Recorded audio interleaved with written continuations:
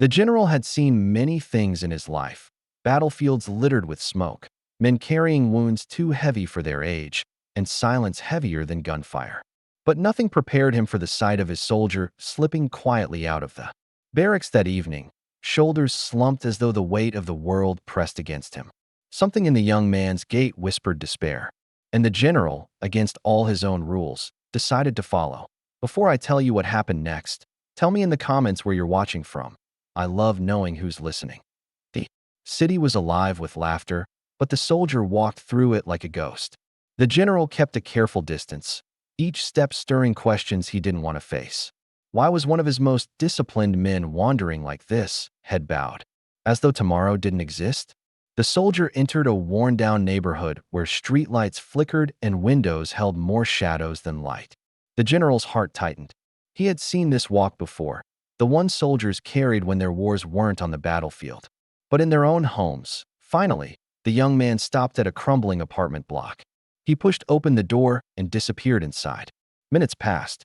The general hesitated, torn between respect for privacy and the gnawing sense that something was wrong. He chose the latter, stepping into the stairwell where walls reeked of damp, and faint voices echoed up 3 flights. He found the door ajar.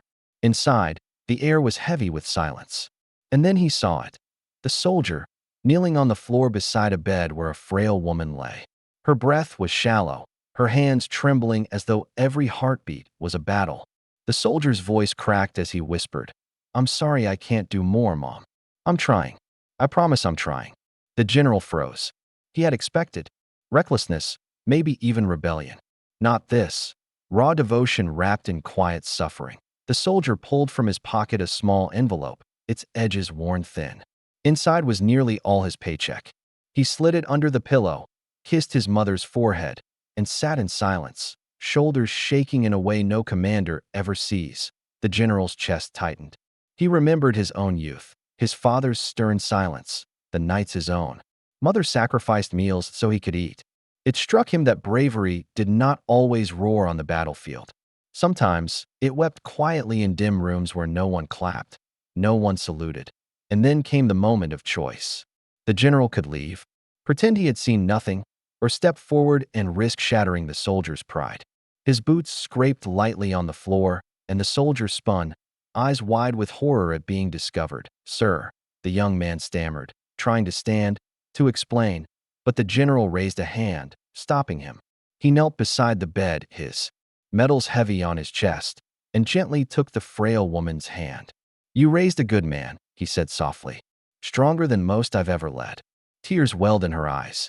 The room seemed to exhale. And then the general did something no one expected, not even himself. He pulled out his own wallet, thick with years of unspent comfort, and set it beside the envelope beneath her pillow. No soldier's mother should fight alone, he whispered. For a heartbeat, the young man could not breathe. His world had been small, suffocating in silence.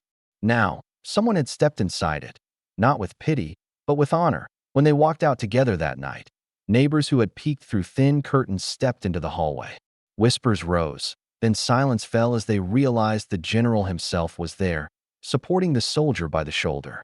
And slowly, as though moved by something greater than duty, the neighbors began to clap. A sound fragile at first, then swelling until the entire building carried it.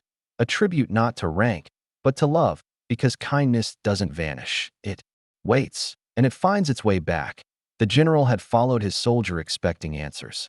Instead, he found a truth he had nearly forgotten. The bravest battles are often fought in silence, where no medals shine and no crowds cheer. If this story moved you, share your thoughts in the comments. And don't forget to subscribe for more stories like this. Together, we keep alive the courage, kindness, and hidden battles worth remembering.